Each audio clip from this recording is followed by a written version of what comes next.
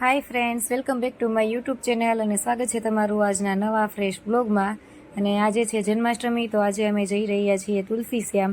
અને તુલસીશ્યામ જતાં પહેલાં હું તમને અહીંયા બતાવી દઉં છું મારા ધારીની હોટલ, કેમ કે અમારો ધારીમાં સીએનજી પૂરો થઈ ગયો હતો અને એટલા માટે અમે ધારી જ આ વખતે રોકાયા હતા. તુલસીશ્યામ હું 2 વખત જઈ આવીશું ને ત્રીજી વખત જાઉં છું. અહીંયા સાનવી તમને હાઈ કરે છે, તો તમે કોમેન્ટમાં હાઈ કરી દેજો સાનવીને.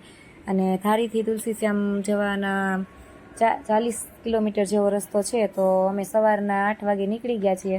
અને ચોમાસાની ઋતુ છે, તો હું તમને એકવાર આ નજારો જે છે, કુદરતી સૌંદર્ય છે, એ બતાવી દઉં છું. રસ્તામાં અમે ગાડી ઊભી રાખી છે અને કુદરતી સૌંદર્ય સોળે કળાએ ખીલી ઉઠ્યું છે. તમે તો જોઈ શકો છો સ્ક્રીન પર કે કેટલું સરસ ગ્રીનરી દેખાય છે અને વાતાવરણ પણ એકદમ ખુશનુમા છે.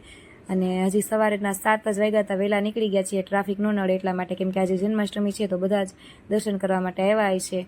એટલા માટે અમે વહેલા નીકળી ગયા હતા. અને હવે અહીંયા તમને જે ગેટ દેખાઈ રહ્યો છે ત્યાંથી પરમિશન લેવાની આવે છે, કેમ કે અહીંયા વન્ય પ્રાણીઓની અવરજવર હોય છે, તો અહીંયા સમયની લિમિટ આપેલી છે.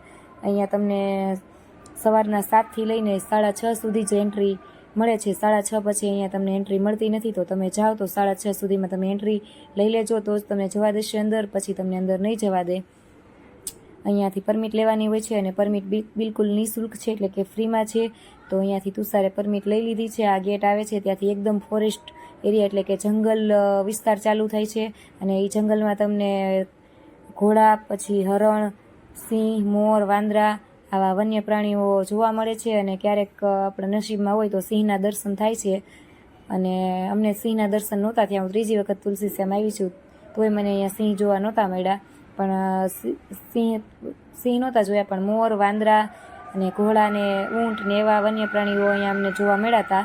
જો તમે એક વખત હું બતાવી દઉં, જંગલ કેટલું સરસ છે. અહીંયા હવે અમને હરણ જોવા મળ્યા હતા. ગાડીમાંથી જ મેં આ વિડીયો શૂટિંગ લીધું છે, કેમ કે અંદરથી નીચે ઉતરવાની ગાડીમાંથી મનાય છે. કેટલાક એના નિયમો છે, આપણને જ્યારે પરમિટ આપે છે એમાં લખેલા જ હોય છે. તો એમાં વન્ય પ્રાણીઓને ખવડાવવું નહીં, પછી ગાડીની નીચે ઉતરવાનું નથી, એવા બધા નિયમો છે અને આપણે ફોલો કરવા પડે છે. જો આપણને પોલીસ અહીંયા પકડે તો આપણી પાસેથી દંડ પણ લઈ શકે. એટલા માટે આ અમે ગાડીમાંથી જ વિડીયો શૂટ કર્યું છે. એક ઊંટ પણ અહીંયા અમને જોવા મળ્યું હતું. તમે પાછળ જોઈ શકો છો કે કેટલા સરસ મજાના વૃક્ષો હતા.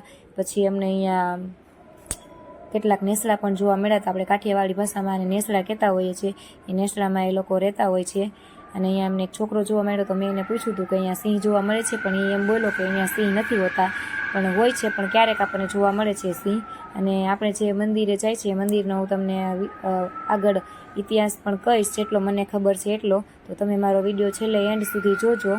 અને સાથે મારા ચેનલને સબસ્ક્રાઈબ કરજો ન કરી હોય તો, અને મારા વિડીયોને લાઈક કરજો. અમને બીજી વખત પણ રસ્તામાં હરણ જોવા મળ્યા હતા, એટલે મેં બીજી વારનો પણ વિડીયો શૂટ કર્યું છે. જો કેટલું સરસ મજાનું હરણનું આખું ઝુંડ હતું અને બહાર ખાવા માટે અત્યારે આવેલું છે. ચોમાસાની ઋતુમાં જઈએ તો આપણને આ લીલોતરી જોવા મળે છે, અને આ લીલોતરીથી આપણા મનને એકદમ શાંતિ મળે છે.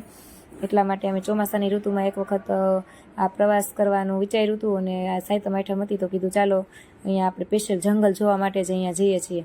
તો તમે પણ એકવાર મિત્રો જરૂરથી જાજો. અને સાથે અમે મોર પણ જોયા હતા. જો અહીંયા તુલસીશ્યામમાં બહુ બધા મોર હોય છે, અને મોર એકદમ સરસ કળા કરીને ખીલી ઉઠે છે. પણ આજે આ કળા નથી કરી મોરે, અને ચાલતો ચાલતો જાય છે મોર. એકદમ સરસ મજાના પીછા છે એના. આગળ પણ અહીંયા અમને બીજા 2 મોર જોયા હતા, અને સાથે ઢેલ પણ હતી. તમે જોઈ શકો છો વિડીયોમાં કે સરસ મજાના મોર છે. જુનાગઢથી જાઓ તો તમને 116 કિલોમીટર થાય છે, અને જો ધારીથી જાઓ તો 40 કિલોમીટરનો રસ્તો છે. અહીંયા એક મોર ઝાડવા ઉપર પણ બેઠેલો તેમને દેખાય છે. અને તુલસીશ્યામમાં ગરમ પાણીના કુંડ પણ છે. તો સાથે આપણને વિજ્ઞાનનો જે ઇતિહાસ છે એ પણ હું તમને કહીશ. આગળ મારી સાથે વિડીયોમાં બની રહેજો. જન્માષ્ટમી હોવાથી આજે સરસ મજાનું ડેકોરેશન ફૂલથી કરવામાં આવેલું છે. અહીંયા સાથે તમને ખરીદીની પણ કેટલીક વસ્તુઓ કરવી હોય, તમારે ખરીદી કરવી હોય તો મળી જશે. અહીંયા ગરમ પાણીના કુંડ છે, એનો ઇતિહાસ હું તમને કહીશ આગળ વિડીયોમાં. અહીંયા મેઇન તુલસી ગેટ છે. અને અહીંયા ઇતિહાસ કંઈક એવો છે મંદિરનો કે અહીંયા જે વિષ્ણુ ભગવાન છે એને તુલ નામના રાક્ષસને વધ કર્યો હતો, એટલે અહીંયા તુલસીશ્યામ મંદિરનું નામ પડ્યું છે. અને હવે ખરીદીમાં સાનવી કે મારે કિચન સેટ લેવો છે, તો તુષારે એમને એક કિચન સેટ પણ ખરીદી આપે છે. 150 રૂપિયાનો આ કિચન સેટ આવ્યો. તો સાનવીને રમકડાનો બહુ શોખ છે. ઘરે અમારે બહુ બધા રમકડા છે, અને તોય સાનવી કે મારે લેવો છે, એટલે તુષારે એમને એક રમકડાનો સેટ પણ આપી દીધો છે. અને હવે અમે પહોંચી ગયા છીએ તુલસીશ્યામનું જે મેઇન મંદિર છે ત્યાં. અને મેં તમને આગળ જણાવ્યું એમ કે તુલ નામના રાક્ષસનો વિષ્ણુ ભગવાને વધ કર્યો હતો, તેથી આ મંદિરનું નામ તુલસીશ્યામ પડ્યું છે. અને આ મંદિર છે 400 વર્ષ જૂનું મંદિર છે, છતાં પણ લાખો લોકો, લાખો યાત્રાળુઓ, લાખો શ્રદ્ધાળુઓ અહીંયા દર્શન કરવા આવે છે. અને જન્માષ્ટમી ઉપર તો ખાસ સરસ મજાનું સેલિબ્રેશન કરવામાં આવે છે, એટલે જન્માષ્ટમી ઉપર લાખો યાત્રાળુઓ અહીંયા દર્શન કરવા માટે આવે છે. અને મંદિર પણ એકદમ સરસ જંગલમાં છે, એટલે આપણને જંગલની પ્રકૃતિનો આનંદ પણ મળે છે. અને સાથે અહીંયા કાળ મેઘનાથનું મહાદેવનું પણ નાનું શિવલિંગ હતું. જો અહીંયા થોડીક ટ્રાફિક પણ જોવા મળી હતી અમને, કેમ કે આજે જન્માષ્ટમી છે એટલા માટે મંદિરને ડેકોરેશન કર્યું છે. અને સાથે સાથે જન્માષ્ટમીની ખૂબ ખૂબ તમને બધાને શુભકામનાઓ. અને અહીંયા મંદિરની અંદરથી શૂટિંગ કરવાની ના પાડી હતી, એટલે મેં મંદિરની બહારથી તમને બતાવી દઉં છું કે અહીંયા આ રીતના મૂર્તિ હતી ભગવાન શ્યામ સુંદરની. અને જો અંદર પણ ડેકોરેશન કરેલું હતું. અને આ તમને જે તુલસીશ્યામ ટુરિઝમ લખેલું દેખાય છે એ હમણાં 2 વર્ષ પહેલાં હું ગઈ હતી ત્યારે નહોતું, 2 વાર ગઈ હતી ત્યારે નહોતું, પણ આ વર્ષે હું ગઈ તો હતું. એટલે કદાચ નવું અહીંયા એ ફોટો પાડવા માટે મૂકેલું છે. બહારથી ભગવાન શ્યામ સુંદરનું મંદિર કંઈક આ રીતના દેખાય છે. અને સામે એક ટેકરી ઉપર રૂક્ષ્મણી માતાજીનું મંદિર પણ છે. એનો ઇતિહાસ કંઈક એવો છે કે રૂક્ષ્મણીમાં અને કૃષ્ણ ભગવાન વચ્ચે મીઠો ઝઘડો થાય છે, અને પછી ઝઘડા પછી એ રિસાઈને અહીંયા ટેકરી ઉપર ચાલ્યા જાય છે. અને ટેકરી ઉપર જ્યારે જાય છે ત્યારે એ રોટલા કરતા હોય છે, એટલે હાથમાં રોટલાનો લોટ પણ, પિંડો પણ એમના હાથમાં હોય છે. એ મૂર્તિમાં તમને હું બતાવીશ. અને અહીંયા 300થી વધારે પગથિયા કદાચ હતા, મેં ગણ્યા નહોતા પણ એટલા મને લાગ્યા, 300થી વધારે પગથિયા હતા. અને આજુબાજુ જંગલ છે એટલે લીલોતરી પણ તમને દેખાઈ રહી છે. તુષારે સાનવીને ઉપર લઈ લીધી છે એટલે થાક ન લાગે. હું તો સાનવીને તેડીને મેં કીધું નહીં ચડું, તમારે તેડવી હોય તો તેડી લ્યો, એ સાનવીને એને તેડી લીધી છે. અને હવે હું તમને અહીંયા રૂક્ષ્મણી માતાજીના દર્શન કરાવીશ. ત્યાંથી કંઈક અલગ જ જો નજારો જોવા મળે છે, આખું મંદિર દેખાય છે. બહાર તમને જે મંદિરની પાછળ લીલોતરી જોવા મળે છે એ પણ ખૂબ સરસ હતી. અને ચોમાસાની ઋતુમાં જાય તો જ તમને આ નજારો જોવા મળશે, બાકી ઉનાળાની ઋતુમાં તમને આ નજારો નહીં જોવા મળે. ગ્રીનરી નહીં હોય, ઝાડવા બધા સુકાઈ જાય છે ઉનાળામાં, એટલે તમે ચોમાસાની ઋતુમાં જાઓ તો તમને આ આનેરો આનંદ મળશે. ને સાથે અમારે ધીમો ધીમો વરસાદ પણ ચાલુ હતો, એટલે અમને બહુ જ મજા આવી ગઈ હતી.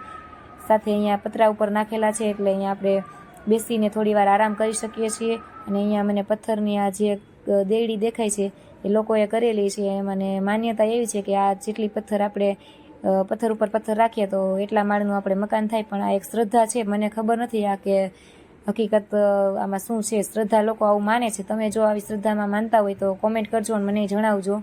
અને અહીંયા તમને હું મૂર્તિમાં બતાવી દઉં કે જો રૂકમણી માતાના હાથમાં લોટનો પિંડો છે, સાથે કૃષ્ણ ભગવાન છે, અને સાથે મંદિરમાં તમને જે ચાંદલાઓ દેખાય છે લગાવેલા છે. એ લોકો એટલા માટે લગાવે છે કે માતાજી તેમનો ચૂડીને ચાંદલો અખંડ રાખે, એટલે એવી માનતાઓ પણ માને છે. અને મંદિરમાં ગણપતિની મૂર્તિ પણ છે, અહીંયા હનુમાનજીની મૂર્તિ પણ તમને દેખાડું છું. સાનવી પણ ચાંદલા કરવા માંડી હતી અને ચાંદલાનો બહુ શોખ છે. પછી હવે હું અહીંયા પહોંચી ગઈ છું ગરમ પાણીના કુંડ. ગરમ પાણીમાં કુંડમાં કંઈક વિજ્ઞાન આપણું એવું છે કે અહીંયા સતત ગરમ પાણી જ રહે છે, કેમ કે અહીંયા તુલ નામના રાક્ષસની કૃષ્ણ ભગવાને વધ કર્યો હતો ને ત્યારબાદ પછી જે કૃષ્ણ ભગવાને અહીંયા સ્નાન કરેલું હતું તો પાણી એકદમ ગરમ ને ગરમ જ રહે છે. મેં પણ અંદર હાથ બોળીને જોયું હતું તો પાણી એકદમ સરસ મજાનું ગરમ હતું. અને અહીંયા ગરમ પાણીમાં નાહવાથી ચામડીના રોગ પણ દૂર થાય છે, એવી પણ એક શ્રદ્ધા છે. અને ગરમ પાણીમાં સ્નાન કરે છે અને લોકો પૂજા અર્ચના પણ કરે છે. અહીંયા સાનવીને પણ એના નાની જો ગરમ પાણીમાં પગ બોડાવે છે કે તું પણ ગરમ પાણીમાં પગ બોરી લે. ગરમ પાણીમાં આ રીતના ઘણા લેડીઝને જેન્ટ્સને અલગ અલગ છે, એટલે નાવા પણ મળે છે આપણને નાવું હોય તો, અને પૂજા પણ અર્ચના કરવામાં આવે છે. અને હવે અહીંયા મળીશું એક નવા બ્લોગ્સમાં. ત્યાં સુધી આવજો, મારી ચેનલ સબસ્ક્રાઈબ કરજો. બાય, આવજો.